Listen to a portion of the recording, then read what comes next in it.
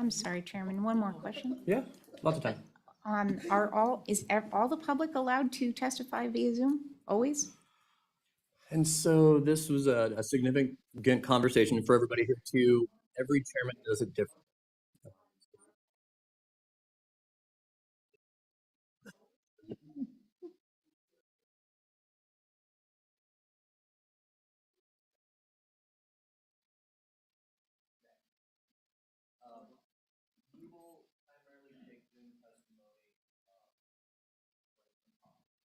You're totally backwards.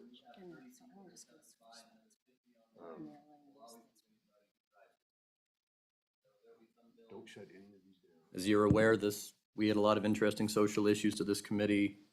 Those kind of bills, we'll probably have 2 hours of testimony, and if you're here in person, unless you're an agency who's traveling, so those of you who are agencies or represent large groups, if you can't be here, let me know, and you can testify remotely.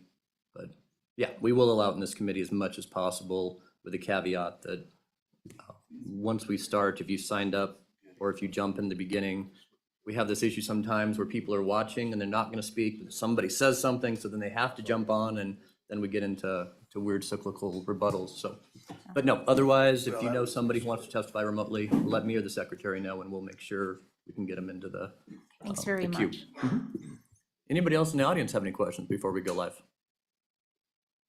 I was telling Forrest this morning, or Representative Chadwick, that my last 3 committees I've had all senior legislators on, so it's a new thrill to me to kind of make sure I'm carrying everybody and mentoring appropriately and making sure I don't just assume everybody knows stuff and not do it. So with that, Marilyn and Lily, are we ready? Yes.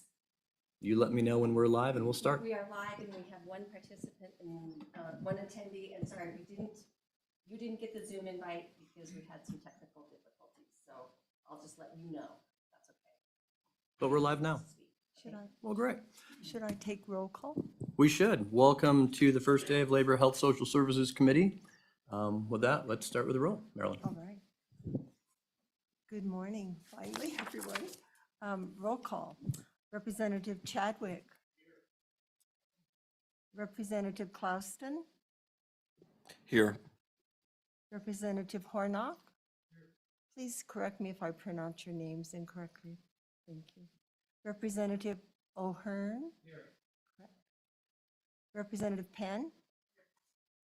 Representative Trujillo. Here. Representative Ward. Here. Representative Yen. Here. Chairman Zwanitzer. Here.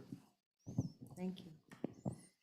All right, committee, we have one bill today, House Bill 4, Medicaid 12-month postpartum coverage. This was an interim committee bill from the Labor Health Committee, of which none of us were here for.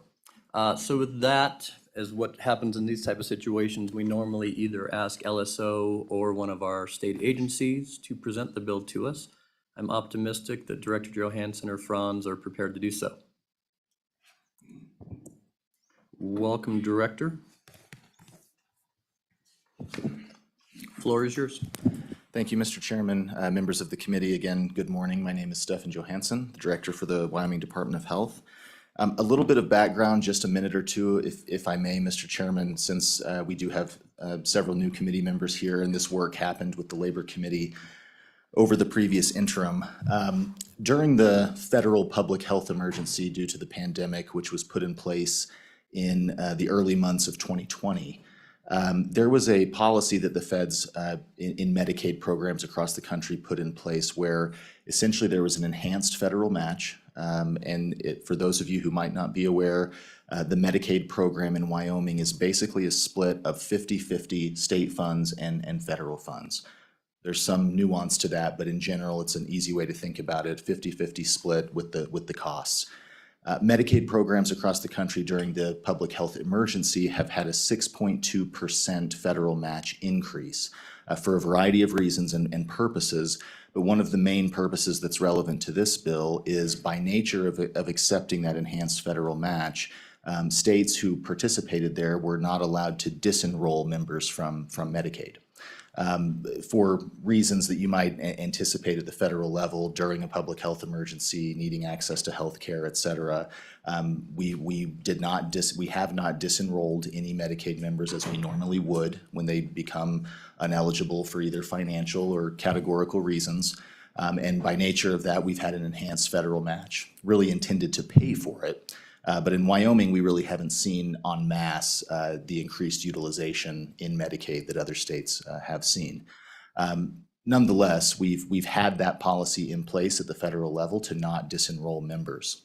In addition, from federal legislation that came out a little more than a year and a half ago, was an option to extend what we call postpartum Medicaid coverage. So pregnant women who give birth, typically on Medicaid in Wyoming, have a 60-day postpartum coverage. Federal option came out to extend that to 12 months without having to do what we call a waiver, kind of an administratively intense negotiation with the federal government in waiver programs that of which Wyoming has a couple. But this federal option would allow states to extend postpartum coverage without having to go through the waiver. It's called a state plan amendment. It's much more administratively simple. The reason I gave you the background on the pandemic and the emergency and not disenrolling members for the past couple of years is that when the Labor Committee last interim asked us about this option to come testify, we kind of have a natural experiment, right? For a couple of years, we have not disenrolled the pregnant women category in that typical 60-day postpartum period. So we were able to study quite effectively what the enrollment would be and what the cost and utilization for healthcare services would be in that group. That's it in a nutshell. And so what you have in front of you is the committee's bill to extend postpartum coverage to this group. And the department estimates, we have the enrollment estimates that we can certainly share with you that we provided the committee. And you see the fiscal note is about $3.8 million of state general funds to pay for this. Question came up during the interim. Does that, this coverage extension, does it have any efficiencies or save money by nature of, providing this type of care, preventing emergencies, preventable deaths, that type of thing? It's very hard for us to tell you that definitively, but there's likely some benefits on the outcome side and potentially the financial side in other systems that wouldn't impact the Department of Health. For example, fewer emergency room visits, things of that nature. But again, definitively, we can't put that in front of you black and white. Here's exactly what this would save or what the outcomes would be kind of on a social or a healthcare basis for that population should they have this coverage. So what the Department of Health typically likes to do, as Chairman Zwanitzer was mentioning before, we want to provide you the best and objective information so you can make those decisions where we're not getting into, the policy-making space of what might be the best in terms of extending or not extending coverage in various eligibility groups. We want you to know who we think will enroll, how much we think it will cost, and then certainly, if it were to pass over months and years, we would be more than happy to, study the outcomes of that for you. But essentially, the bill is pretty simple. So, Mr. Chairman, if committee will flip to page 1, really just a summary there, as all bills have. Page 2, there is a section here on basically paternity determination, which is related to child support enforcement, that we do have a comment and a slight concern, but I think Department of Family Services might be better to articulate that. We weren't exactly sure where this section or where this new paragraph came from. It could be problematic on the CMS side in terms of not allowing this group, if they received this coverage, not requiring them to comply with paternity determination or child support enforcement. CMS, which is our federal regulating entity, might have an issue with that. Mr. Chairman, happy to discuss that subsequently after going through the bill, and I know Department of Family Services is here as well. But section 2 and 3 are really the meat on the bones here, members of the committee, which basically just articulates that pursuant to the federal legislation I mentioned, the American Rescue Plan Act, it gives us the direction to apply for a state plan amendment, essentially submit a state plan amendment to extend this coverage. And again, this would extend postpartum Medicaid coverage to this group of women from current 60-day, which is the normal coverage, to 12 months. Section 3 is the appropriation, so you'll see there's $3.8 million of state general funds and $3.8 million of federal funds to the department for the purposes of funding this coverage extension. And you'll notice that this section also does not include this in our standard budget. This is certainly not. It's not overly problematic for the department, but should it be the will of this body and the legislature to extend this coverage, as you can see articulated here, we would be submitting a subsequent 2025-2026 budget request in the next session to make this part of our standard budget if our direction in state laws to cover these individuals. So essentially this appropriation would be one time as written in this bill. Section 4 gives us the ability to promulgate rules to carry out this act. That would be relatively simple, given that it is mainly just a coverage extension on the time of those benefits. And Section 5 is really the effective date. And that, Mr. Chairman, is basically the bill. Happy to stand for any questions, but I should mention, since it is relevant in the last committee, the interim committee asked about this. In the original federal legislation, there was a sunset date on this. Essentially, the feds have said we will offer this option temporarily, and the ARPA Act said that it was effective through 2027. So you'll notice there's reference in this bill to March of 2027 as kind of a effectively a sunset date. In the most recent Consolidated Appropriations Act that Congress passed with a variety of measures, snuck in there with some of the Medicaid and COVID and pandemic-related emergency items, was effectively a removal of that sunset date from the federal perspective of this postpartum option. So it's not necessarily permanent from the federal perspective. I think they'll monitor how many states submit these plan amendments, but that sunset date that was kind of mirrored in the state bill that you see here is no longer relevant on the federal level. Does that really change anything on the policy decision here? No. But if this committee were to pass it, if the legislature were to pass it, and the state law says that we won't do this beyond 2027, but fast forward 5 years from now and we have this coverage extension, we would come to you and say, hey, the state law needs to be amended because the state law has this sunset date. So again, not a huge concern presently, but wanted to make sure the committee was aware of that since it was a discussion during the interim. And now with that, Mr. Chairman, happy to stand for any questions. I do have much smarter people than myself behind me from my office and the Medicaid program to answer any detailed questions you might have. Thank you.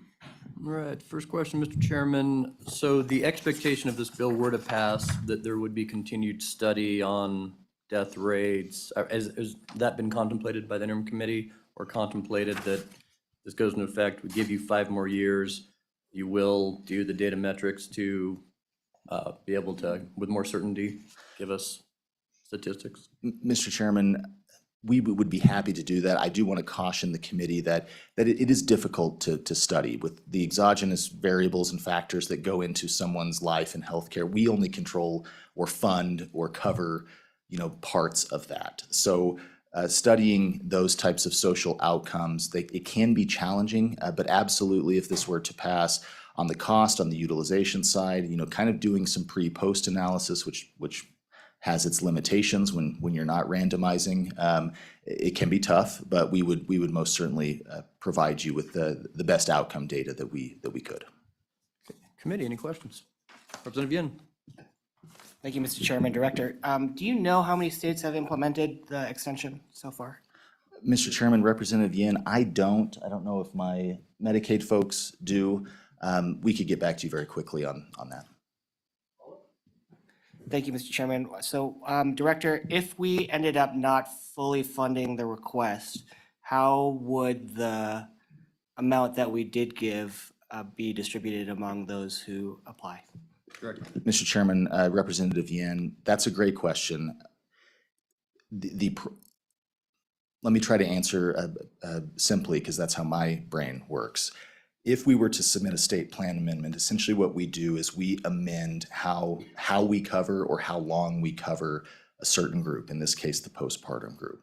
That's really what would determine who's eligible. So again, in Medicaid, it's not so much that we can do a cap and say, well, we only were appropriated, $2 million, so we're gonna cover up to that amount. The department, if that happened, and the appropriation was less than what's articulated in this bill, it would depend on two things. It would depend on enrollment and utilization. Those are all variable. Again, what you have in here is our best estimate after study over 2 years of how many people would enroll and what their average monthly cost would be.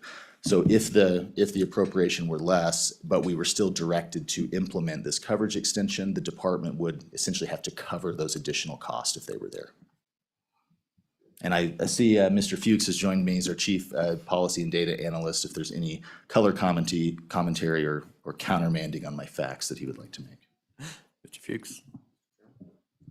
Did you make sure anything you need to add, Representative Yin's question? Mr. Chairman, Representative Yin just wanted to answer the question. Currently, as of December 8th, 27 states have implemented it, 7 have planned to implement it, and 2 have a limited sort of version of it that are implemented. So ballpark around, 36. Representative Clausen? Thank you, Mr. Chair. 2 questions. Is the 12 months, is that a mandate from the federal government? Can that be adjusted? Mr. Chairman, Representative Clauston, I don't believe the 12 months is mandated. I'm seeing shaking heads no. And as Franz mentioned, there are states that have had or have now limited versions of this. The 12-month discussion with the interim committee was really about testimony, I think, from physicians and from others who have looked at this and who have supported this, that that would be the best amount of coverage time, because in broader national or international studies, you do see some cut points or metrics that indicate that amount of coverage is where you see the fewer preventable deaths and things of that nature. But again, I would have to say Wyoming, in most things, as you'll come to know, we're very small, very limited population and number of observations. So we do rely heavily in many cases on broader national studies. Representative Penn?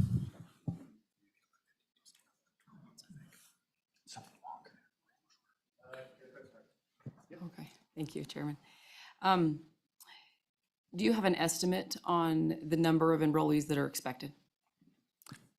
Mr. Chairman, Representative Penn, we do. I'll ask Mr. Fuchs to give you those, what we presented to the committee last year. Sorry, Mr. Chairman, Representative Penn. We expect an enrollment increase of 1,250 on any given month. And what is that based upon? So, Mr. Chairman, Representative Penn, it's sort of a combination of things. I don't want to get too much into the weeds, but you can basically estimate the average number of people in a system based on the arrival rate, how many people show up at any given time, and the length of stay they stay in the system. So say you have a shop and 2 people are arriving every minute and they stay for a minute, you'd expect 2 people in that shop. So we look at the arrival rate of pregnant women to Medicaid, and then we look at the kind of increase in the length of time they'd stay in the system. And it's not necessarily 12 months. It's actually it's around 5.5, because a lot of women do actually stay on other programs. They'll move from the pregnant women to like the family care adult program. So this new extension coverage on average increases the length of stay by 5.5 months. And so you kind of get this 250 new enrollees coming in any given month times that length of stay extension gets you the expected long-term enrollment average. Yeah. So I was able to see a fact sheet provided to us from the LSO, from the interim committee. They said that in 2016, there were about 2,000 women and the Medicaid pregnant women enrolled in that program. In 2020, there were about 1,500. So it seemed like the numbers were gradually decreasing over time.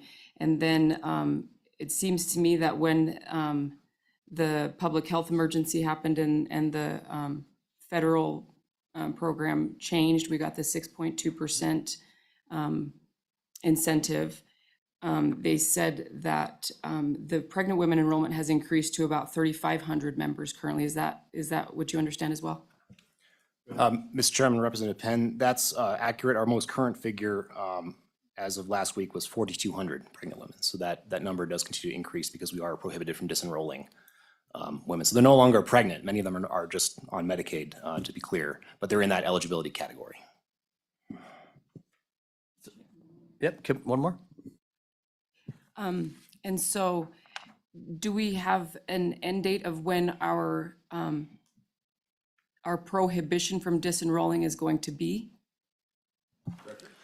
Mr. Chairman, Representative Penn, it's another great question, and I've been speaking to the legislature for years, talking about the end of the public health emergency. So it's been frustrating that quarter after quarter, month after month, we haven't gotten there. We have planned for it, but most recently, and with the Consolidated Appropriations Act, came some changes. We will begin notifying of disenrollment this month, and we will begin losing that enhanced federal match, I believe, at the end of March, beginning of April. So that process has started. Essentially, what that federal legislation most recently did was give states some options of how to unwind the federal emergency. So those plans are now underway and kicking off. And there's a lot that goes with that. So happy to follow up offline if you need on what that looks like in terms of disenrollment. But to put it simply, though, that process has begun. And over the next calendar year, over the next 12 months, because of some of that federal nuance of their requirements, we will begin kind of in a iterative fashion disenrolling. It won't be we flip a switch and the folks who have been on that during the public health emergency that would not traditionally be eligible are off the next day. Per the federal law and regs, we have to do that basically 1/12 of the population every month. And so it takes about a year to do that disenrollment. And that's across all Medicaid programs? Correct. So is there any concern with starting in April and this bill not becoming effective until basically July 1st, that you're going to have a gap in coverage or funds? Has that been contemplated, or should I be worried? Mr. Chairman, it's a good question. I don't think we should overly worry. I think regardless, there would always be some sort of gap depending on the timing of when the emergency ended, disenrollment began, and a bill like this would become effective. I don't think we could ever time that perfectly, but presumably if this bill became effective on July 1st, we began disenrollment in March or April. I think there's going to be enough of an iterative process with our disenrollment plan that it's not going to be kind of one foul swoop of everybody's off, and so I think that gap will be mitigated. Okay. Other questions for the director? Clouston, follow up, and then we'll get to Representative Ward. Thank you, Mr. Chair. Just kind of a review for everyone. So I'm imagining right now it's the 60 days. That time lapses, a mom takes her new baby to the emergency room and they don't have care. I mean, they're uninsured. Where does the burden of those costs fall to? Mr. Chairman, I think it depends. Again, but taking that hypothetical that a pregnant woman who is on Medicaid now is beyond the 60-day postpartum, not eligible for another Medicaid program or coverage program, and on day 61 or what have you, goes to the emergency room and does not have a pay source. That would typically fall to whatever charity care or coverage is offered by that provider, by that hospital. So committee members, you'll often hear that referred to as uncompensated care or charity care from those providers. Representative Ward. Yes, I just want to make sure, so in line 5, it says a person who has been pregnant within the preceding 12 months, and the rest of the bill is about women. So I just want to make sure we all agree it's women who can get pregnant. Mr. Chairman, Representative Ward, I would not disagree with you there. Yeah, thank you. And secondly, can you describe the types of things that would be covered under this Medicaid program for the 12 months that you're proposing? Mr. Chairman, Representative Ward, one clarification, again, committee bill, so the Department of Health didn't propose this. This would be the Joint Labor Committee. But state plan amendment, so for Medicaid state plan, everything that's covered in that Medicaid state plan would be offered to this category as well. So things, doctor's visits, hospital costs, behavioral health, mental health, substance abuse services, everything that would be covered in state plan for Medicaid members would be covered here. Thank you. Further questions, Representative Hornock? Thank you, Mr. Chairman. Director, what were we doing prior to the pandemic? Mr. Chairman, Representative Hornock, for this particular group, so pregnant women in Medicaid with the eligibility that is set by the legislature and in our state plan, prior to the pandemic, it would operate as normal. So women on Medicaid who were pregnant and give birth would then have 60 days of Medicaid postpartum coverage. Essentially, on day 61, that Medicaid coverage would go away and the disenrollment would happen. Because of the pandemic and the federal requirement during the emergency, that disenrollment has not happened for the past 2.5 years. And maybe quickly, while Jan's coming up, could you talk about the number of births on Medicaid in Wyoming the past 10 years and where we've been going? And I think it's kind of nice to put that story out. And then we'll call on Ms. Stahl. Mr. Chairman, I anticipate Ms. Stahl is here to correct something I might have said, but I will answer your question. About 1/3 of the births in Wyoming are Medicaid births. That's our most recent figure. That number, all births in Wyoming in 2021, 6,235, of which 1,906 were on Medicaid.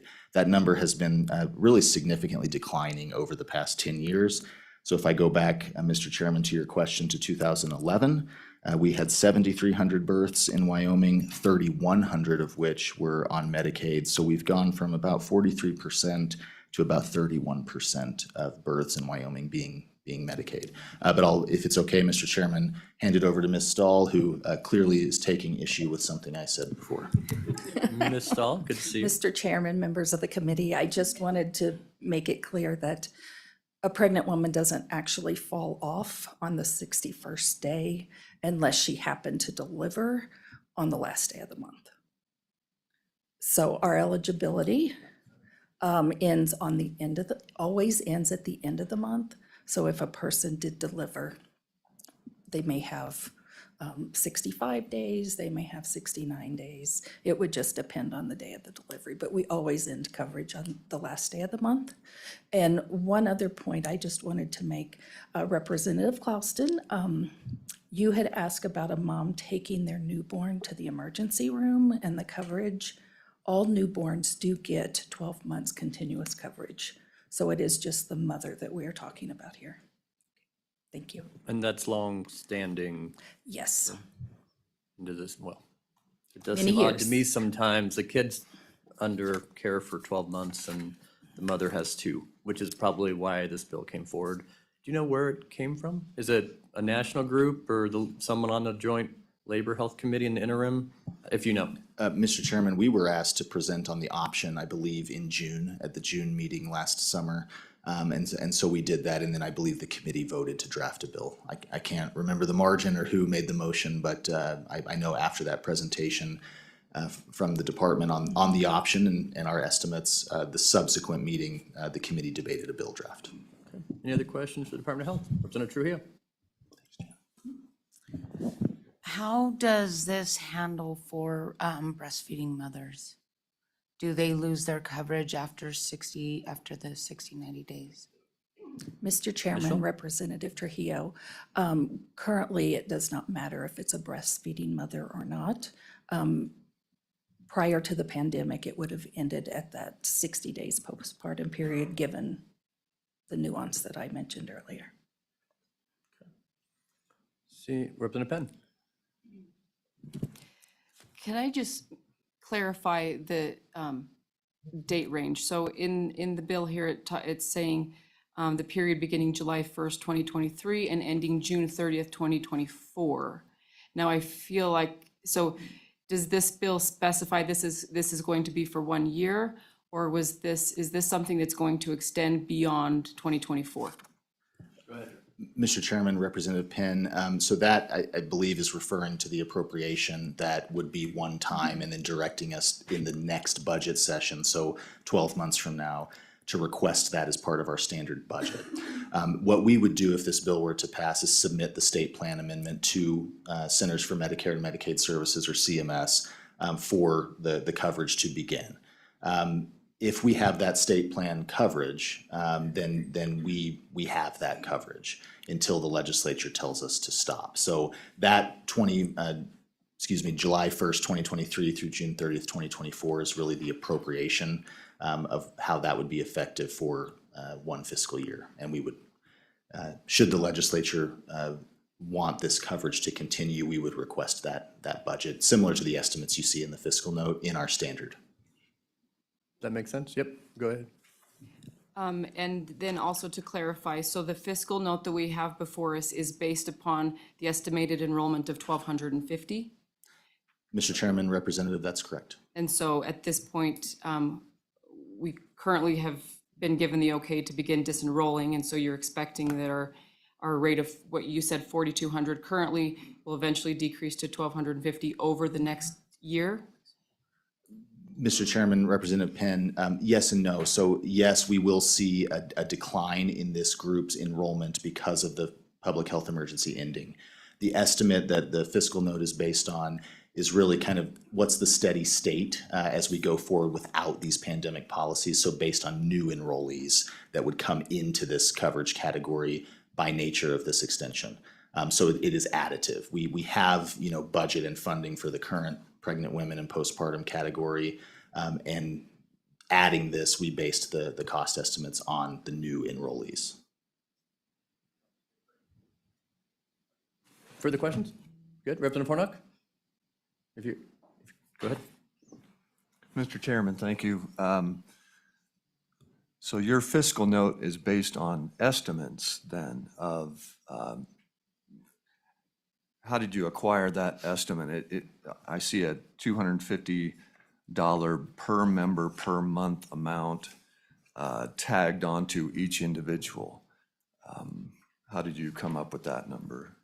Mr. Chairman, Representative Hornick, I'll be brief and hand it over to Mr. Fuchs to get a little more detailed. Like I mentioned before, we had a unique ability to study this effect because for the past couple of years, we have not been disenrolling members. So we could actually see in data and utilization what this coverage extension might actually look like without having to just rely on swags and estimates. So it's a bit more precise, but I'll let Mr. Fuchs describe kind of the methodology of how we arrived at those estimates. Sure, Mr. Chairman, Representative Hornock. We gave a presentation to Joint Labor last summer, and I'd be happy to forward that to the committee, but I only have one copy here. I'm happy to kind of show, you can kind of see the trend. We looked at per member per month costs by month of eligibility, so kind of lining every mother up with the start of their eligibility. And you can see PMPM peaks, that the cost per member peaks at delivery, which is expected because that incurs a lot of hospital and medical costs, the delivery itself. But mothers give birth at different times, or they'll come on to Medicaid at different stages in their pregnancy. So those costs are kind of spread out a little bit in the front, but as soon as, now that we have this extension or the prohibition on disenrollment, we're able to study mothers past that 60-day period, and you can see that postpartum, the PMPM drops to around 250. So it's based on actual experience that we have currently for pregnant women. That's how we arrived at that number. Yeah, thank you, Mr. Chairman. Just to follow up on that. So, thanks for that information. So it sounds like you're going by data that you've collected over the last couple of years on this program. So assuming, it stays, well, that's my question. How do you assume down the road, you're talking about, every 2 years, adding this to your budget, does this allow you to just add that $3.8 million into your budget, or will this allow you to make sure that you're covered so it could be a progressive increase throughout your budget? Mr. Chairman, Representative Hornock, no, this would just cover the existing costs. Typically, Medicaid costs on a per member per month change based on legislative directed rate increases, provider rate increases. So we're not subject to the kind of healthcare cost inflation normally that the private sector experiences, because those happen as a result of negotiations between insurance companies and providers. all Medicaid rates are set, and we have funding. When we ask for a rate increase or we are directed to implement a rate increase, there's an appropriation that funds that typically. So if we were to have a rate increase that funded, the kind of services these women are receiving, we would have to do a budget request for that. And Mr. Chairman, if I may, Representative, kind of going back to what I was mentioning before, the Medicaid program like this is kind of unique legislatively in that you all appropriate money for all of the coverages we have in Medicaid. And essentially, the department's at risk to cover that utilization. So I think to your question, if I'm understanding it correctly, if we saw greater than anticipated utilization or enrollment, it wouldn't be that we can unilaterally increase, costs. We would have to cover those costs, but we would come back publicly into the legislature, you all in the Joint Appropriations Committee, and say, hey, we've exceeded costs. We either need an appropriation or we need to take a look at this coverage group, what's going on, what should we do as a state. I'm really comfortable, again, with these, as director, with these estimates, because we have had that lived experience that I believe with this bill and the appropriation, if it were in the future added to our standard budget, that we would absolutely be able to live within that. But if it was increasing or decreasing and you saw different numbers, you would fix your figures and ask a probe, or if it came back to this committee in 4 or 5 years, if this passes, to revise that based on a new fiscal note. Mr. Chairman, absolutely, and we keep all of that information public on a very regular basis of all of our eligibility groups, our coverages, our utilization, and our costs. Okay, further questions, Department of Health? We'll have them here for the rest of the meeting in case you have follow-up questions. As an agency, they kind of get a couple bites of the apple or are ready for questions even, I guess, at any time during the process. You have another one now, though, Representative Penn? One more. So you talked initially about when the 60 days is up, then people fall off. Is it true that there is a process for looking at other programs that people would qualify for, such as, I can't remember the name of it, Pregnant by Choice or other programs? So if a woman is covered up to 60 days and theoretically day 61, as we'd said before, they may not actually fall off of coverage. They may have other coverage options. Is that true? Mr. Chairman, Representative Penn, that is true. I think it's a good opportunity to mention to the committee in Wyoming, Medicaid, being low income does not qualify you for any of our programs. You have to meet low income and categorical eligibility as the program currently stands.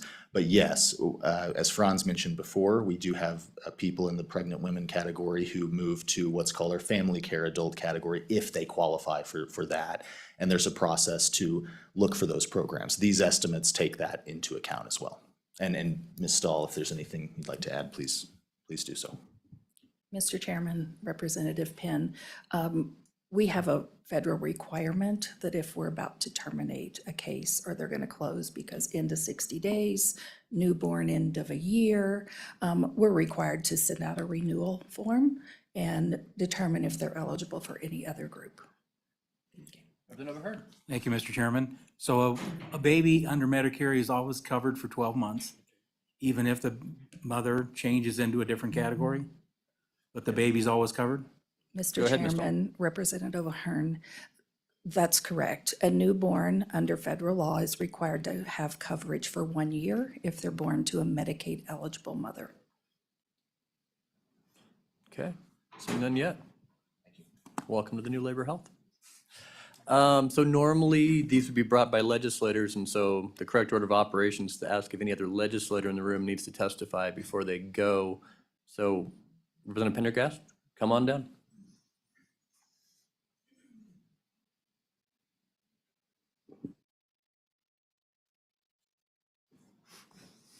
Welcome to your first time in Labor Health. Thank you, Mr. Chairman, committee. Good morning. Any legislator, Mr. Chairman, that looks at an issue like that needs to have many considerations in mind, and how those considerations counterbalance and weigh each other is up to the individual legislator. I simply wanted to point out a couple of considerations that sometimes get underrepresented, in my opinion. One is philosophical, one is realistic. Philosophically, to begin with, whenever an individual cedes responsibility, they cede liberty. If I no longer make those choices, someone else is making it for me, I've given up a piece of my liberty. Realistically, every time we're confronted with a thing like this, we get estimates from whatever authority or whatever agency lays them out. Quite often, those estimates, especially in regard to Medicaid, have proven to be inaccurate. I look at enrollment, I look at utilization. For one thing, when something becomes available, there tends to be a rush toward it. Oh, I didn't know you could do that. Now we can do this too. Oh, great. We didn't really consider that. Additionally, and my final realistic point is, once we start down this road, there's no sunset. We don't reverse entitlements. That's not saying this shouldn't be done, but before we do this, we need to think very cautiously about the fact that this is something that we're doing that is not going to go away. This is a permanent entitlement. I stand for questions. Questions for Representative Pendergraft? Representative Penn? Representative, when you say that with regards to this particular issue, with regards to the extension of this postpartum Medicaid, when you're referring to a loss of liberty, are you referring to the fact that the government is involved in your health care, or do you have any further on that? Representative Pendergraft. Mr. Chairman, thank you. That is essentially what I'm saying. If we are born in this country responsible for ourselves and given the ability to excel at anything we choose to do. It's a wonderful thing about this country. Part of being able to succeed is dependent upon being able to make decisions and choices for yourself. The more of those choices we surrender to other people, those have effects on us, and it begins to slowly encroach. And this seems like a very small thing, and it probably is, but it's just one more thing that progressively we no longer take our responsibility for. Thank you, Mr. Chairman. Thank you. All right. Any other questions? Seeing none. Appreciate you being Thank here. you. Any Mr. oth- Chairman, I'm Yes. sorry, I didn't get the name of the speaker. Oh, Representative Pendergraft from Pendergraft. Sheridan. Thank you. Any other representatives who are here? Representative Bear, come on down.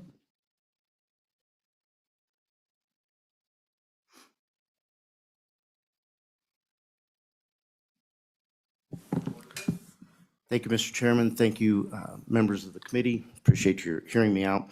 I would reiterate what was just said as well, but I would just urge a no vote. My concern is the amount of providers that are going to be available and what the effect is when we grow this government health care. I think it has an impact on those who need it the most. And I haven't heard a real impetus for this extension. What I have heard is that money's available and we want to extend it and make use of that. So I would also urge a no vote just because of the impact that's going to have on the people who really need it the most. And when coverage, well, not coverage, but the providers become less and less available because they're strained due to this extension of coverage. Thank you. I'll stand for questions. Representative Yin, question. Thank you, Mr. Chairman, and maybe I should have asked this for Representative Pendergraft as well, but, you know, I'm looking at the common postpartum complications, and there's a lot of them. Many of them have to do with bleeding, you know, your body changes when you're pregnant. And so if there's an emergency room complication 3 months out after you give birth, and the hospital has to take care of it because they're required to by, I believe it's called EMTALA, which is federal legislation anyways, right? Should the liability be on the hospital to have to pay for these postpartum complications instead of just making sure that they're dealt with beforehand? Representative Bear, if you have thoughts. Mr. Chairman, thank you. Representative Yin, I think based on the lack of data we have, I don't know that we can really say that there's a huge need there that can't be met by those nonprofit organizations that can cover that. We don't know because we don't have the data to say so, but we do have data that says that the majority of those problems that you mentioned are present within the first 6 weeks. So I think the vast majority of the issues that you're illustrating are currently covered under the 2-month postpartum coverage. Thank you. Questions? Seeing none. Thank you, Representative. Any other representative need to testify now before they go? Not seeing any. All right, Department of Family Services as the next agency in the room who was mentioned. You're up next.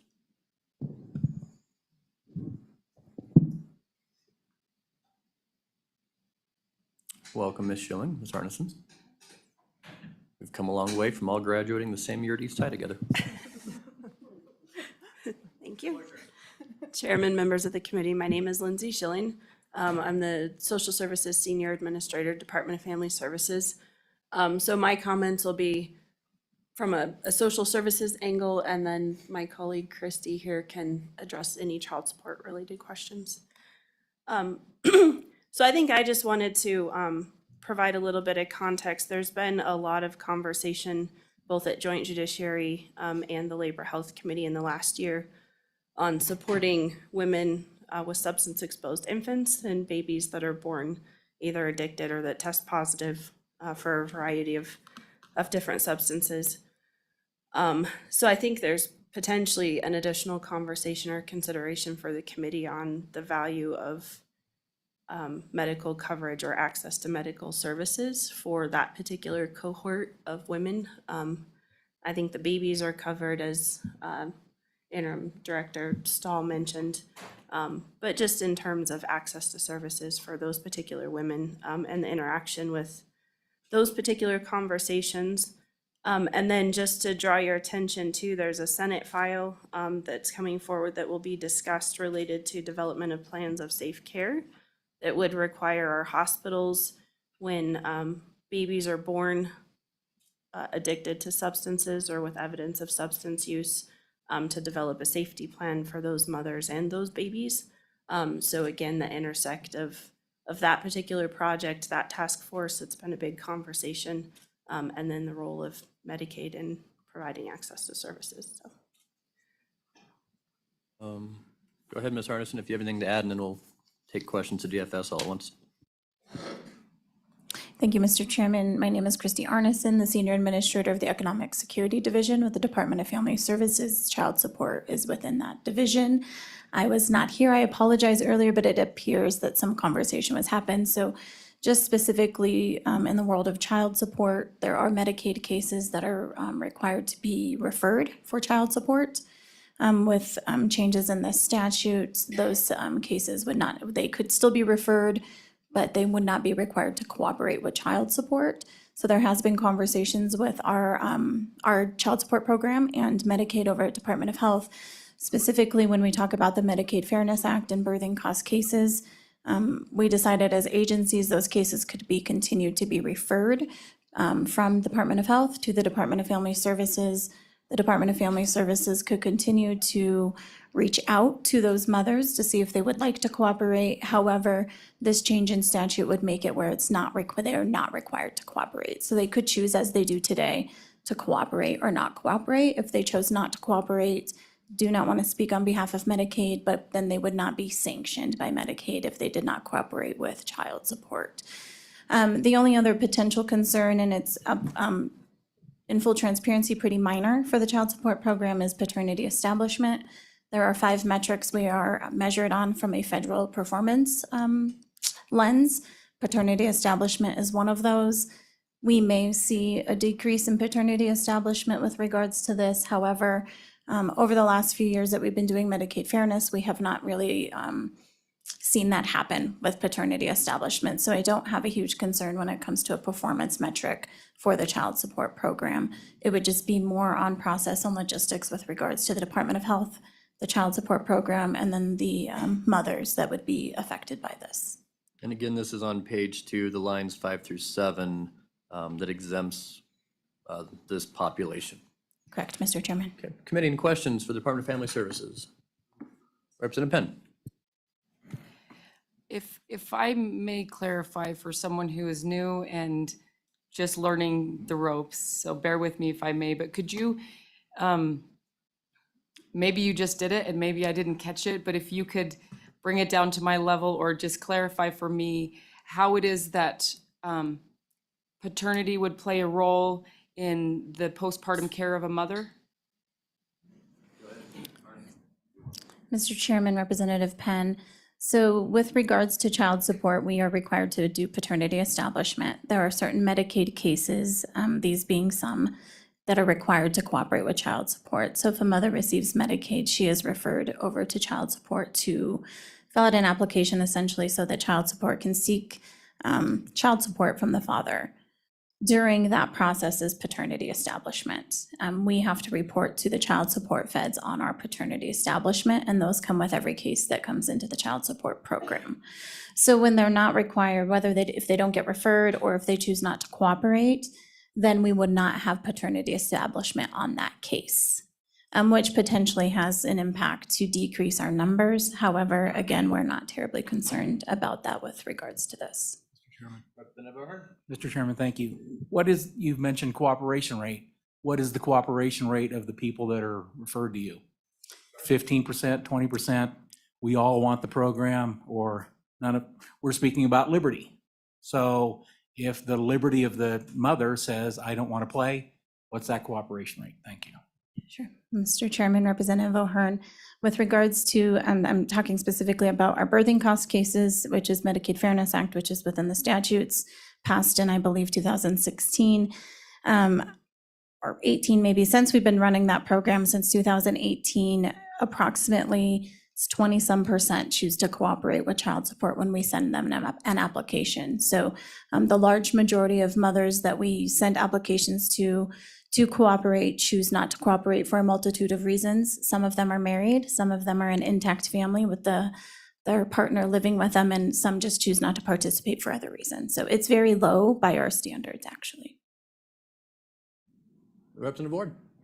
Well, it would seem to me there'd be a financial incentive for the father to not cooperate, right? Because we're going to cover the mom. Ms. Arneson, would you agree? Or thoughts? Mr. Chairman, Representative Ward, I don't know the right way to answer that question. I don't know that there's a financial incentive or not for a father not. And in this case, it's the mother, whether they're cooperating or not the father. So when we work these cases, we send it to the mother has to make a decision on whether they cooperate.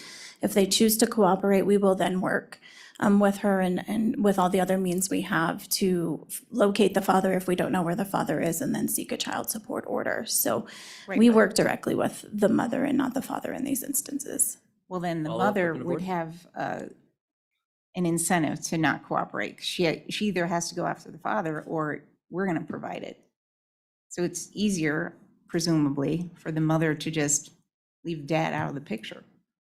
Ms. Arneson, you don't need to agree or disagree Mr. with that Chairman, I statement. will stay neutral on that, please. Thank you. Yep. Representative Yin?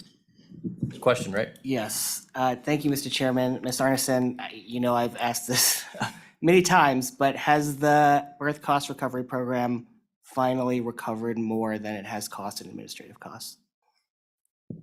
Taking a turn today. Ms. Arneson? Mr. Chairman, Representative Yin, updated numbers as of December 1st. Real quickly, we've had 38.8 million reported to Department of Family Services from the Department of Health. We have received or awarded judgments in the amount of approximately $550,000. We have recovered just over $351,000. Half of that, which again, that's 0.85%. Half of that stays within the state general fund. The other half goes back to CMS. The state has expended just about $337,000 in administrative costs.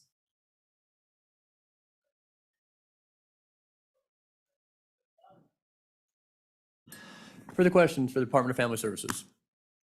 Seeing none. Thank you. Any other agency here? Governor's office weighing in? Come on down, Jen.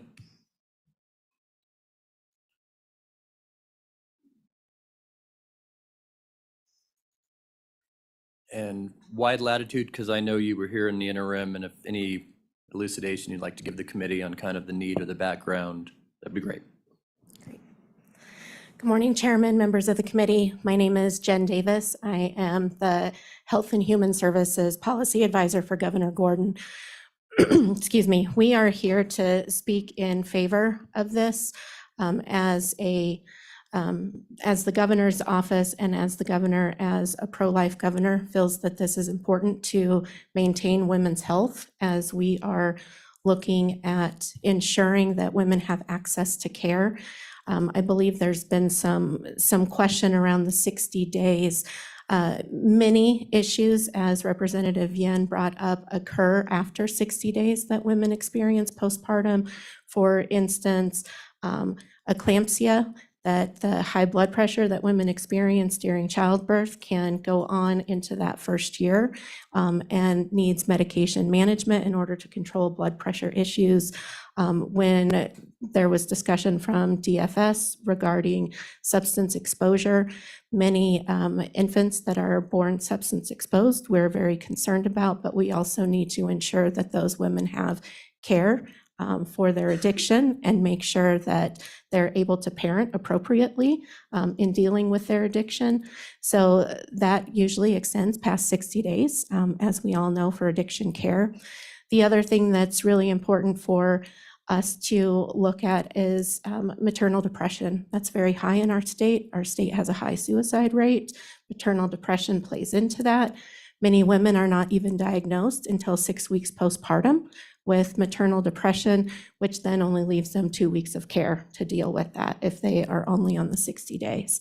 So we feel that it is really important for women's health in order for women to be able to parent and to be able to have healthy births and move forward. So that is where the governor stands and would really like to see us ensuring that as a pro-life state that we're really taking care of the women. And I would be happy to stand for any questions. So committee, just for background, we don't allow state agencies to, or directors to take positions on policy, but our elected officials, our top 5, they are allowed under the process rules to express preference, encouragement of, passage or defeat. So we're on the same page. Any questions for the governor's office? Representative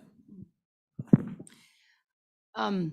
And maybe this is actually a question for Director Johansson or someone, so maybe we need to do this in the future, but my question came up when you were mentioning potential complications beyond the 60 days, mentioning depression and addiction issues. My question would be, if we continued that care from 60 days to 12 months, what does Medicaid allow as far as mental health? How many visits of mental health visits do they allow? I feel like it's around like 12 visits a year, is I know correctly, and beyond that requires additional authorization. So I don't know if you can speak to that. Ms. Davis, if you know, if not, we'll certainly get someone behind, actually, well, you're going to get some help regardless, but go ahead if you'd like to field it while we wait for Chairman, I would love to field that to Director Johansson. Welcome back, Director. Mr. Chairman, I'll defer back to Jen. No, I'm just kidding. Representative Penn, to your question, under current state plan on the mental health side, individuals are, we have a 30 visit threshold in any given year, but that doesn't mean that you can only receive 30 visits. It means that a provider would need to submit a reauthorization form. So it's part of what we call utilization management. When we see potential overutilization in certain areas, we put controls in place to make sure that per federal and state law, those services are what we call medically necessary. And so authorized, deemed necessary by a physician, by a provider, that then that's submitted and we would authorize more than 30 visits.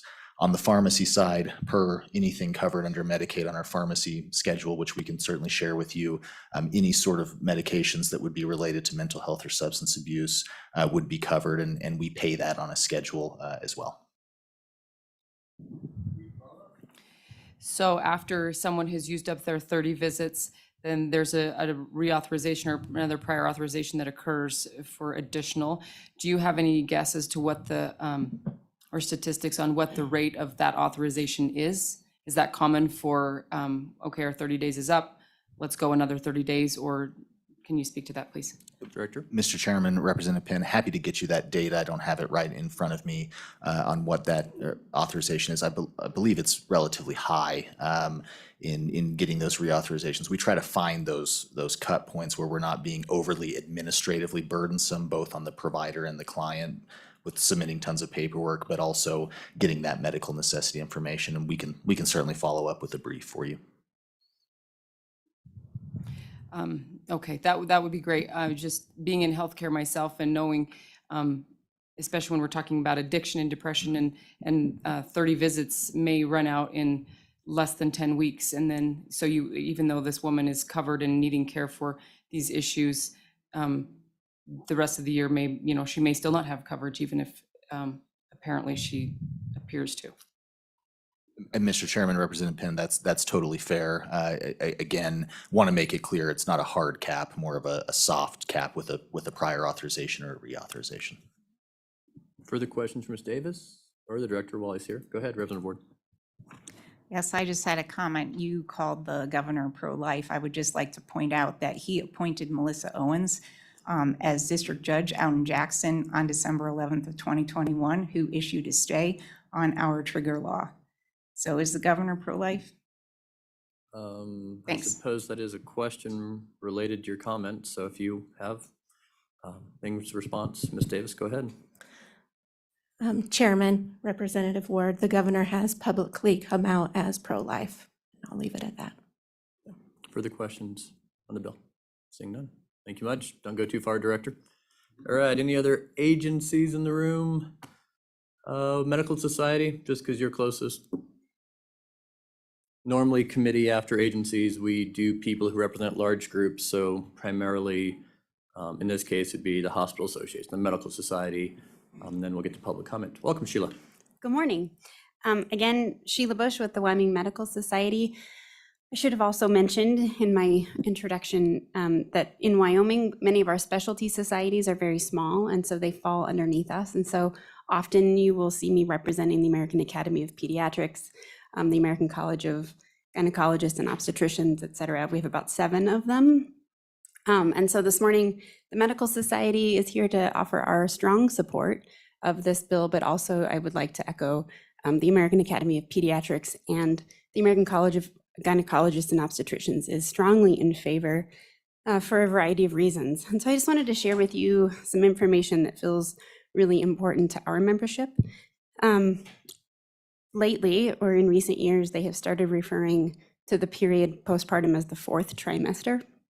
And it's growing in popularity as they realize how much care really is required in those weeks and months after delivery. The mother's care doesn't stop when the baby arrives, and babies do so much better when moms are healthy. That's what we know, and so both mental health and physical health are really important components of that. 1/3 of pregnancy-related deaths occur between 1 week and 1 year after delivery. 12% of those occur past that 6-week postpartum visit. In 2018, the American College of Obstetricians and Gynecologists issued guidelines recommending extending postpartum care into the 4th trimester, and key postpartum services, including management of chronic conditions, breastfeeding support, screening for mental health disorders, and contraception planning. With more than half of those pregnancy-related deaths occurring postpartum and 12% of those happening between 43 days and 12 months, we think this policy is critical to the health and safety of our moms here in Wyoming. A growing contributor to that mortality rate is suicide with our moms, and that suicide rate exponentially increases when you're a Medicaid mom. At least 1 in 8 experience postpartum depression. 7 treatment of perinatal depression often lasts beyond the current 60-day postpartum coverage. So as we know, often with mental health, it's duration, it's therapy, sometimes it's medication. A lot of times those medications have to be prescribed in complement with therapy. They're really intended to happen together. And so those those mental health services are critically important. For me, sometimes I think about issues like this, and stories are really helpful. And so as a mom with 2 kids, I think those days after delivering and that coming year early, when the baby's new, you have a lot of support. Everyone's excited that there's a newborn. Right at that 3 months when Wyoming, currently our policy would take them out of that support, is sort of when other support disappears too, right? You don't have a newborn anymore. Everybody kind of goes back to their lives. And so that's when a mom may be left with a colicky baby. There's a lot of stress sometimes with newborns, especially if you're alone, and that support network has gone away after those 3 months. And so the devastating impact of maybe shaking a baby in a peak moment of stress can have lasting impacts, which if severe enough would also be a responsibility of the state. If there were a traumatic brain injury or any of those kind of things, then also fall to the state to be covered. And so this to us just feels like a very smart, effective, and a good way to provide that care and possibly prevent other more serious issues. So with that, I would stand for questions. Questions from Medical Society? Seeing none. Yep, Representative Penn.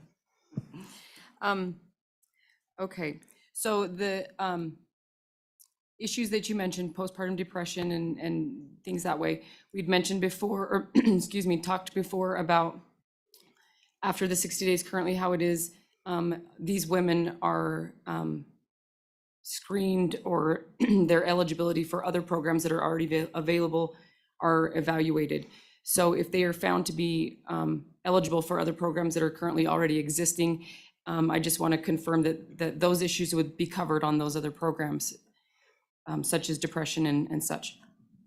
Mr. Chairman, Representative Penn, that was a question far better answered by the department. I am not an expert on how all of our programs weave into each other and how eligibility is determined. What I do know is that nationally, the AMA, all of our specialty societies, the physicians of Wyoming feel that this is a very consistent and predictable way to make sure that those moms are covered, and it's been determined as one of the best ways to do that.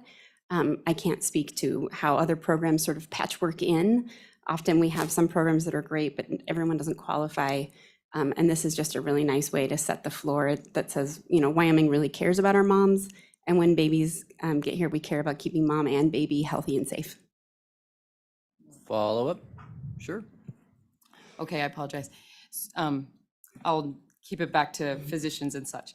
So do you hear within your medical association, do you hear concerns amongst physicians and clinics about their ability to, or the burden that providing care for Medicare creates? Once again, I'm in healthcare, and I know that the reimbursements for clinics for Medicaid are very poor. For example, a chest x-ray, the charge for a chest x-ray maybe is $153, and Medicaid reimburses $17.82, I believe. And that includes the fee for the radiologist to read that. And so I know that there is a burden created amongst healthcare providers. Do you foresee any issues with extending the coverage and therefore increasing the number of people who are covered by this and their ability to receive access, even though they have coverage? They still is it possible that they could have difficulty still getting the access? Ms. Bush. Mr. Chairman, Representative Penn, thank you for the question. So Wyoming's really proud of our Medicaid participation rate. We're close to 99 or even 100% participation among physicians. That's a number we're really proud of, despite the fact that reimbursement isn't all that it maybe could be. You can find any physician, and I'm sure they'd be happy to share their feelings about Medicaid reimbursement sometimes. That said, I think they consider themselves just kind of part of the team here and recognize all of the pressure and limited resources. And so I think what I would offer is what we hear from physicians, especially lately, is the stress and burden of caring for a patient and then knowing that they need further help and not being able to give it. so that it comes in pharmaceuticals, not being able to get the medications that they need. I think that that injury to them just sort of repeatedly is really weighing on our healthcare providers. I think it's a major contributor to burnout. And so I think, what I would offer is maybe the reimbursement is all it could be. I have not heard any concerns about their inability to provide this care. Those women, arguably, if they had prenatal care, they're going to maintain that care with them. And so they're already sort of in their practice flow. And I think that knowing that someone needs help and that they've lost that opportunity for help sometimes weighs heavier than what the sometimes not great reimbursement might bring. Good. Sure. Go ahead. So it sounds like that a lot of our practitioners across the state are feeling like they're providing Medicaid more of as a public service rather than a financial incentive.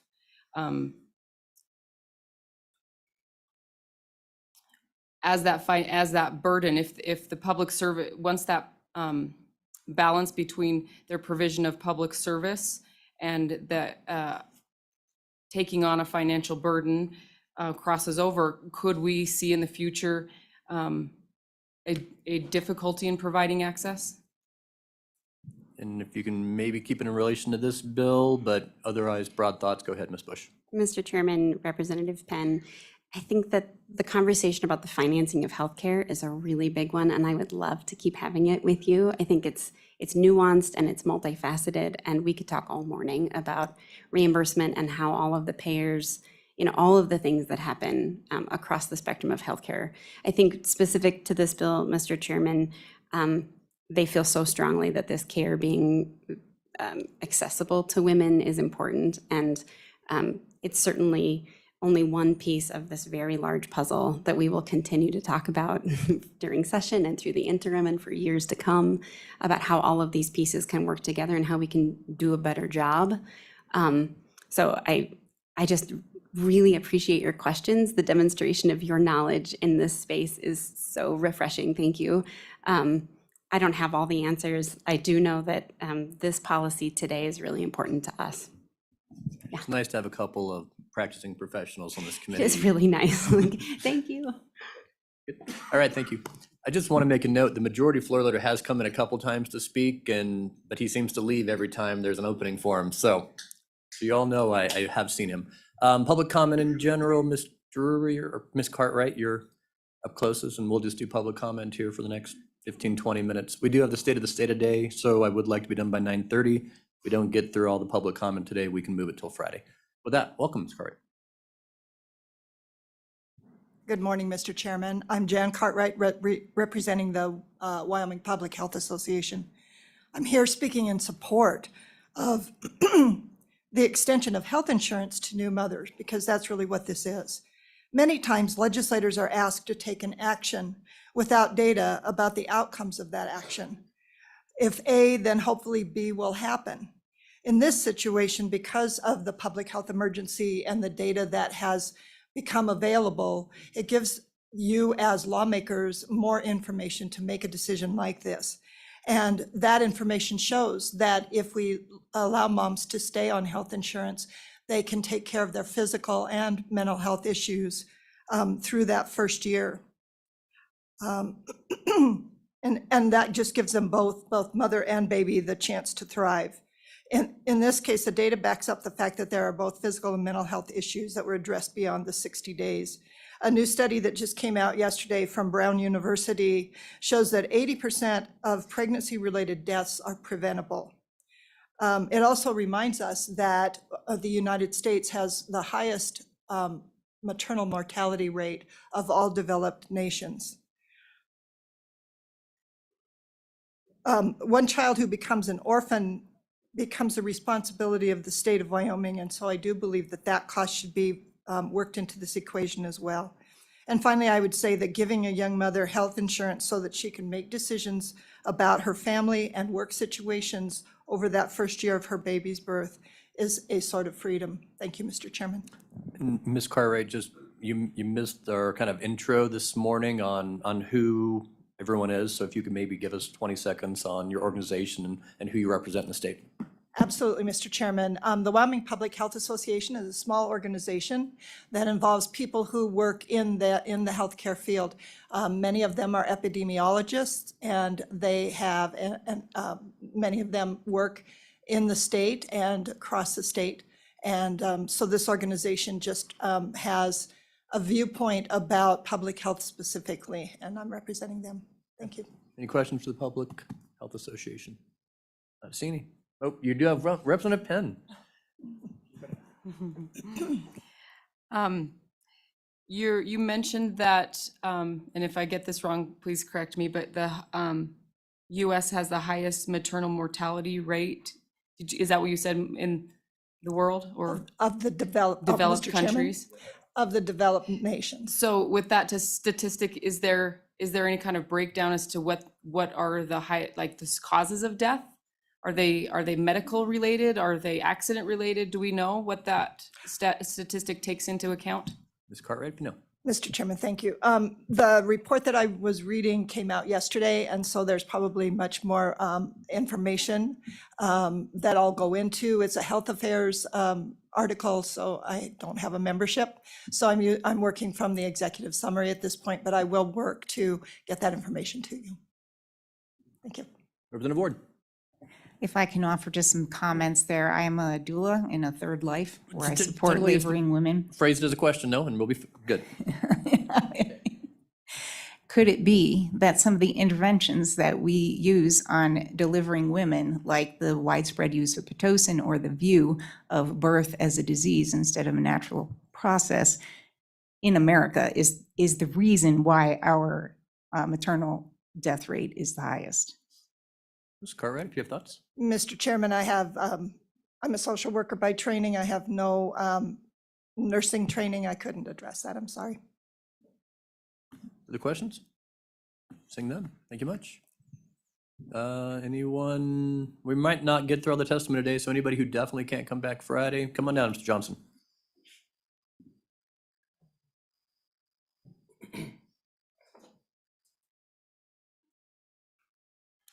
Welcome, sir. And then we'll have the Heart Association next and go from the front. Steve, it's all you.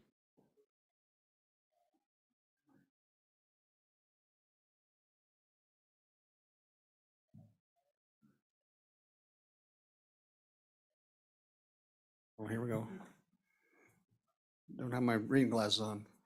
Steve Johnson, I'm a concerned citizen. And one thing I want to bring up is that Wyoming already has overlapping coverage on this bill that's present. This program was brought about during the COVID crisis. And even our President Joe Biden has said that the crisis is over, the pandemic is over. This would be like me continuing to buy hay and feed for a horse that's dead. There's never been, to my recollection, a estimate that had met projections of cost. Idaho, Montana, you go around, they're always lowballed. So I'm gonna say, you're gonna present this to the, if it becomes a law, you're gonna have to pay for it somewhere. We don't have the money. $2.8 million is a lot of money that we don't have. Substance Abuse and Mental Health Service Administration does not track mental health in pregnant women in the state of Wyoming. So all of this that they're bringing up about the mental health of women, we have no idea. I would just say that we could do Wyoming a favor, do yourselves a favor, kill this now, and you won't have to face it in the budget session next year. Thank you. Questions, Mr. Johnson, Representative Yin. Thank you, Mr. Chairman. Mr. Johnson, so the statistics that the Department of Health gave us were based on actual numbers because the members weren't disenrolled, so they weren't on Medicaid. And so those numbers were based on the average amount used on a per month basis after pregnancy, as far as I understand. Are you saying that the Department of Health numbers on that were incorrect? I'm saying that Mr. once Johnson. you have a freebie, people stand in line and they're gonna want more. You're gonna pay people to not work, to not go back to work after 60 days. If the women go back to work after 60 days, they will be covered by, most likely by the insurance plans of their employer. That's a big plus for the state of Wyoming. Further questions? Seeing none. Thank you, Steve. Thank you. Good day. Are you both to get, welcome. No, or you can both come out. There's 3 chairs. It's nice to see the Heart Association, the Cancer Society getting along. Whoever wants to go first, just make sure you state your name. Great. Good morning, Chairman Zwanitzer and members of the committee. For the record, my name is Kristen Page Nye, and I am the Government Relations Director for the American Cancer Society Cancer Action Network, which is the advocacy affiliate to the American Cancer Society. We're a nonpartisan, nonprofit, volunteer-based organization that works on fact-based policy at all levels of government to try to make cancer a priority. And we are very much in support of this bill. Ensuring low-income individuals and families continue to have access to affordable health care coverage during postpartum is one of the most critical ways that we can reduce cancer incidence and mortality. Preventing cancer is much less expensive than treating it. And in the period after giving birth, we know that cancer risks are heightened from the patient's baseline. In addition, an additional 12 months, period of affordable, accessible health coverage allows more time to diagnose and treat health issues, including cancer. And of course, when they're covered after they've had their baby, there's just more opportunities for that routine care. Improving cancer diagnosis and survivorship after a pregnancy is not just important to postpartum women, but also their babies and the entire family unit.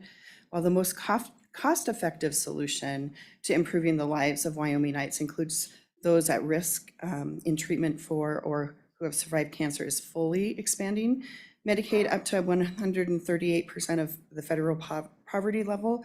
Postpartum extension of Medicaid coverage represents a positive step forward in improving the health of Wyoming families. And I'm available for questions. Questions for the Cancer Society? Representative Hornock, just because I saw you first. Mr. Chairman, thank you. Thanks for coming today. So a lot of this is some new information for me. Could you explain, and I've never heard before that cancer risk is heightened during pregnancy, after pregnancy. Could you go into a little bit of detail on that? Yeah, I can go into a little bit. There might be providers that can provide more information, but it is, there is an increased risk after pregnancy based on their baseline. And maybe there is a provider that could explain more in here, but that is my understanding. I'm a policy person and I will provide more information if that would be appropriate.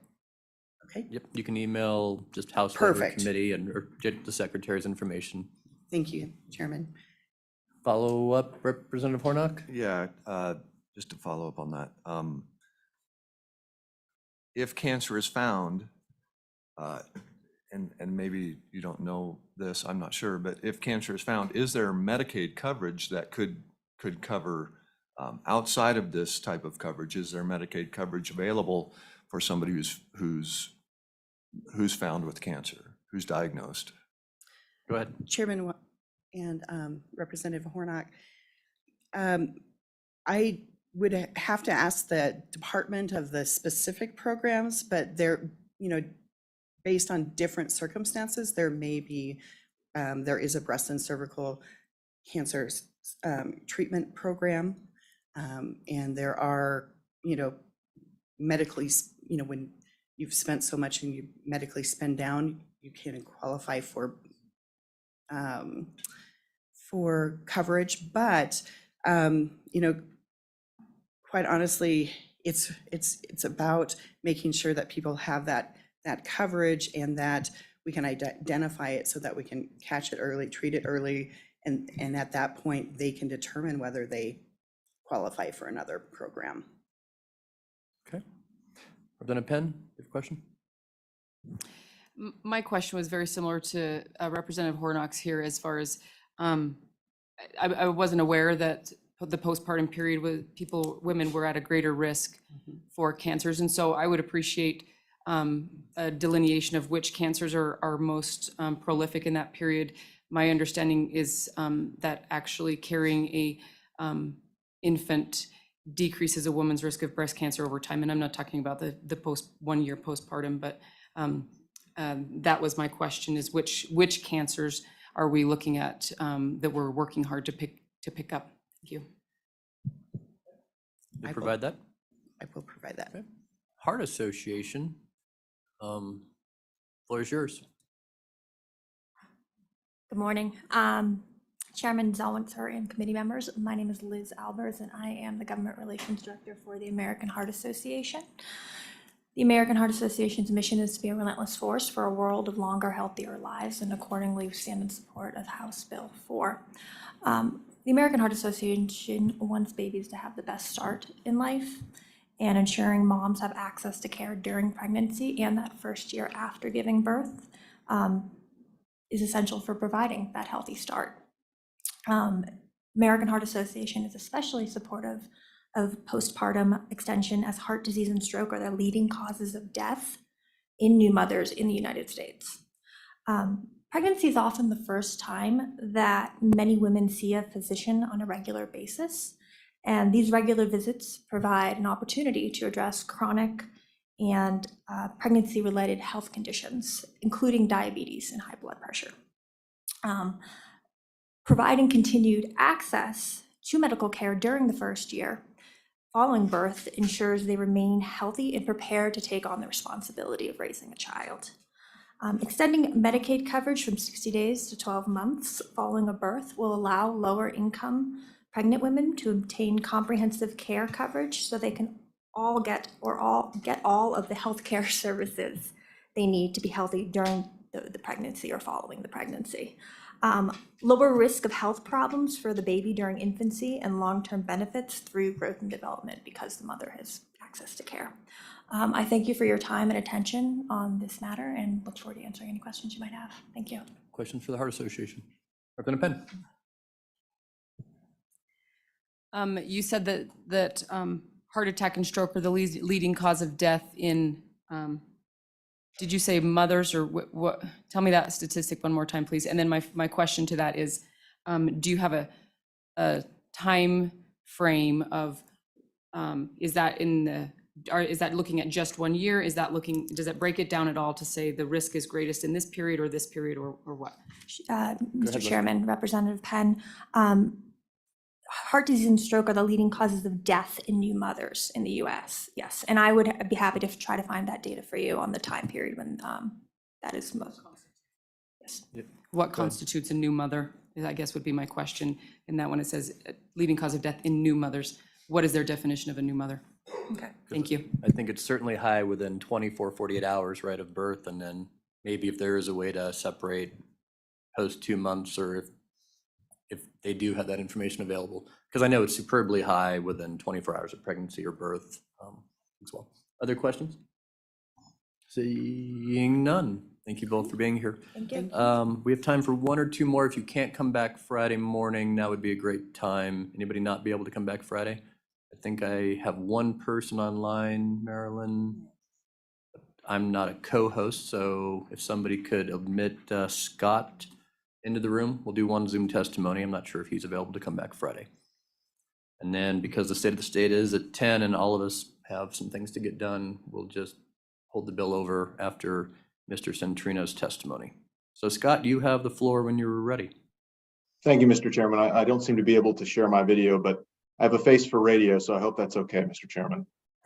I'm Scott Centrino. I am a senior fellow at the Foundation for Government Accountability, but I'm here in my capacity as a visiting fellow for the Opportunity Solutions Project, where I focus on welfare issues. Just briefly before that, I was an assistant attorney general in Louisiana, where I represented the Department of Children and Family Services and the Department of Health. So I'm not from Wyoming, I don't pretend to be, but I just wanted to share what I've learned on this issue in other states. And if you hear anything in the background, it's ironically probably my 3.5-month-old son in the next room over. So it's certainly an important issue to me personally as well. But just wanted to provide a little bit more clarity on some issues that have come up today. One of the earlier issues that was raised was the question of whether this policy was mandated or not. Short answer is no. This is a state option, and none of Wyoming's neighbors, except for Colorado, have done it. So it's absolutely within Wyoming's power and authority to say no to this federal expansion. But really, the brief points I wanted to make, and I know you all are on a tight time limit, so I will be brief. First, there are no guardrails in this bill, and this has kind of been alluded to, but it's never been mentioned directly. There are no income limits. So once you are eligible initially and you enroll, this continuous eligibility provision basically allows you to stay on for 12 months the entire time, no matter what happens to your income. So that's an easy way to make a means-tested program meant for those with very low incomes into a program that just serves an additional program, an additional expansion that just serves higher income, middle class families. So there's also no limit to the type of care provided. And again, this has been mentioned, but never really directly stated. This is full Medicaid coverage. It is not limited to postpartum care. And it's the whole suite of state-funded benefits. So if Wyoming is interested in something along these lines, it can build something with more guardrails. For example, Texas has implemented 6 months of postpartum coverage with an additional 4 extra months for women with miscarriages, and Texas has limited the coverage to just postpartum care. So there's no federal mandate. There's no reason Wyoming should feel compelled to provide unlimited coverage in a fashion like this. And then the second point I'll just make, besides the obvious that this does not cover any additional children, it does not cover any additional pregnant women, it does not cover any additional very low income women, as has been brought up before. Very low income women in Wyoming in their first 12 months and beyond who have children are already covered by Wyoming Medicaid. This just expands the income limits upward. The last thing I'll say is this will have an impact that has not been mentioned so far in this hearing, and that's why I think it's worth mentioning. This will put better private insurance out of the reach of many of the women who will qualify under this. So when mothers go back to work, as many of them do, even if you put aside the possibility of those women getting employer-sponsored coverage when they go back to work, at the moment that they go back above 100% of the federal poverty level, you suddenly, as of right now, qualify for free private insurance on the Obamacare exchange. Again, that's through the Obamacare exchange. So it's not funded by Wyoming at all. It's funded by the feds 100%. But if you're eligible for Medicaid in your state, you are ineligible for those private plans on the Obamacare exchange. So this is a conversation that's happening in states that have either recently expanded Medicaid more broadly under Obamacare or are considering it. But that dynamic where you make people ineligible for those private plans is very much alive in a more limited expansion like this one that Wyoming and this committee is considering. So just to put a little bit of meat on the bones here, a mother who's just had a child goes back to work a few months later, it doesn't take much for her to get to 100% of the federal poverty level. If she's making $15 an hour, it's just 22 hours a week. And suddenly she will not be able to access the private plans on Obamacare's exchange. And of course, the Wyoming's high participation rate in Medicaid was mentioned. That's probably because Wyoming has minimized the number of patients who are paying through Medicaid right now. And this will change that dynamic by increasing the number of patients who are paying through Medicaid. And because fewer patients will be able to access these subsidized private plans, it will decrease the number of patients who are paying through private insurance at the higher reimbursement rates. And that's of course the dynamic that you're seeing playing out in broader Medicaid expansion states, as states are seeing fewer and fewer people working and fewer people paying through private health insurance. Certainly ready to stand for questions, Mr. Chairman, if any come up. Thank you very much for the opportunity. Thank you. Questions from Mr. Senorino? Representative Penn. You mentioned that currently through Wyoming, Medicaid is at 100% federal poverty level eligibility. And you alluded to the fact that the pregnant woman coverage is higher than that. I believe it's 154%. Is that correct? 154% of the federal poverty level. Mr. Senorino, if you want to jump in, go ahead. Mr. Chairman, yes, Representative, 154% is right. Okay. Further questions from the committee? Seeing none, thank you for being here today, Scott. Appreciate it. With that committee, we do have the State of the State address here in 25 minutes. I know you all want to get a seat. So we will hold the bill until Friday at 8 a.m. House Bill 4. We'll still allow some for public comment for people who haven't commented yet, and then hopefully work the bill and make some decisions on it within the first hour on Friday. With that, we are adjourned for the day.